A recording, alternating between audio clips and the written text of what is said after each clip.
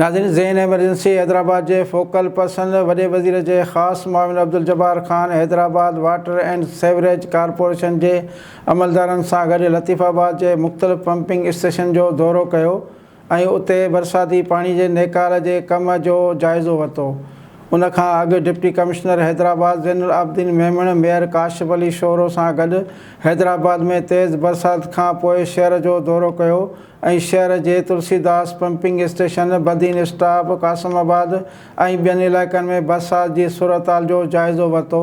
शहर के मुख़्तलिफ़ पंपिंग स्टेशन ते बिजली न हुजण की सूरत में उन्हनि खे जनरेटर ते चालू रखण की ज़रूरत ते ज़ोर ॾिनो वियो, जंहिं लाइ डीज़ल के वफ़र सप्लाई के यकीनी बनायो वियो आहे। शहर में बिजली की अदम दस्तियाबी जो नोटिस वठंदे डीसी हैदराबाद के मेयर हैदराबाद के अलमदार चौक लग कासिमाबाद गिरद स्टेशन ते हेस्को चीफ रोशन अली ओठो सां मुलाक़ात कई ऐं बरसात खां पोइ अवाम के दरपेश मुश्किलातुनि खां आगाह कयो ऐं चयो त फौरी तौर ते उन जो अज़ालो करे बिजली की बहाली के यकीनी बनायो वञे त जीअं बरसाती पानी के निकाल में खलल पैदा न थिए। उन मौके ते म्यूनसिपल कमिश्नर हैदराबाद जाम ज़हूर अहमद लखण, MD वासा ज़ाहिद खेमटियो ऐं ॿिया अमलदार पिणु साणनि गॾु हुआ।